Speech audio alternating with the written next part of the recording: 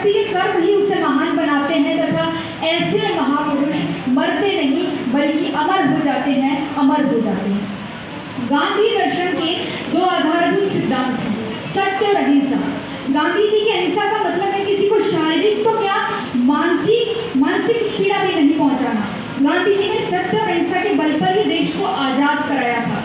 आज के समय में तो सोचकर ही सवालों की झड़ी से लग जाती है कि कैसे संभव हुआ होगा सत्य और अहिंसा के बल पर देश को आजाद कराना, पर ये संभव किया गया मोहनदास करमचंद गांधी के द्वारा। लेकिन अब जरा सोचिए कि आज के समय में हमारे देश में क्या हो रहा है। हत्या, भय, हिंसा, बलात्कार, क्या यही वो आदर्श है जो हमारे महापुरुषों ने हमें सिखाए हैं? चाहे 6 साल की मासूम हो या कोई मुंह बधिर बालिका, महिलाओं से दरिंदगी जो है वो थमने का नाम नहीं ले रही है।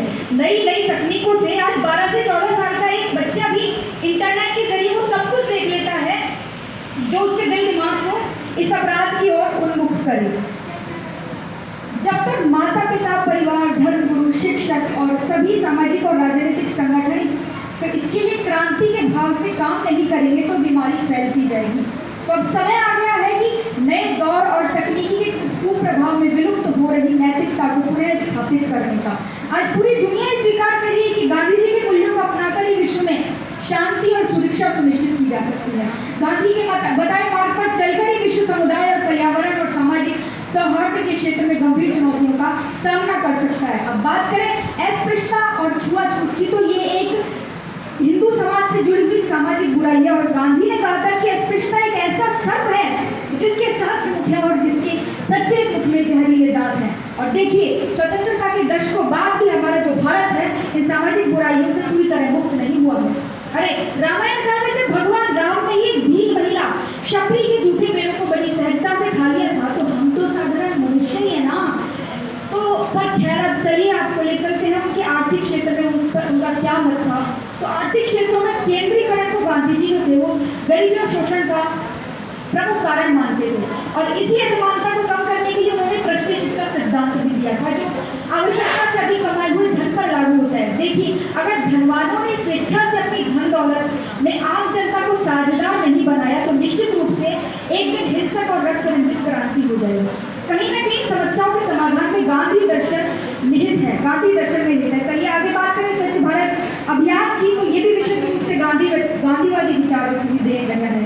इन आदर्शों पर चलकर प्रधानमंत्री जी ने हमारे स्वच्छ भारत मिशन की शुरुआत की थी, जिसमें तो अब आंदोलन का रूप ही यही है। खुले में शौच के अभिशाप से मुक्त होकर हमारी बहु बेटियां जो है वो नर्क की स्थिति से बाहर आई है और आज के तकनीकी में घर घर में शौचालय बनवाने के लिए टॉयलेट और पैडमैन जैसी प्रेरणादायक फिल्मों का लोगों की सोच बदलने में महत्वपूर्ण योगदान रहा है। विकास को लेकर भी बापू काफी सजग थे और इसी बीच गांधी का 21वीं सदी में मैनेजमेंट के क्षेत्र में व्यापक बने रहना ग्लोबल वार्मिंग के वर्तमान परिदृश्य में स्पष्ट दिखाई देता है। एक बार उन्होंने कहा था कि यूके में एक व्यक्ति जितना उपभोग करता है, यदि दुनिया का प्रत्येक व्यक्ति उतना ही उपभोग करे तो हमें अपनी आवश्यकताओं को पूरा करने के लिए धरती जैसे 3 ग्रहों की आवश्यकता पड़ेगी।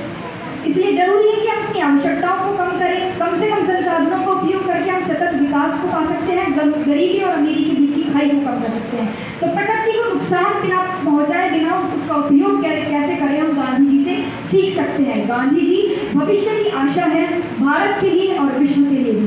मानव चिंतन की यात्रा गांधी जी पर आकर रुक सी जाती है। गांधी ने अपने विचारों, दर्शन और कार्यों के द्वारा एक नए मानव और नए समाज का मंत्र दिया है। तो अंत में मैं गांधी जी को श्रद्धांजलि देते हुए महाकवि पंत की 2 लाइनों से अपने भाषण का समापन करूंगी कि जड़ता हिंसा स्पर्धा में भर चेतना हिंसा नम्र ओज, पशुता को पंकज बना दिया तुमने मानवता का सरोज, तुमने मानवता का सरोज।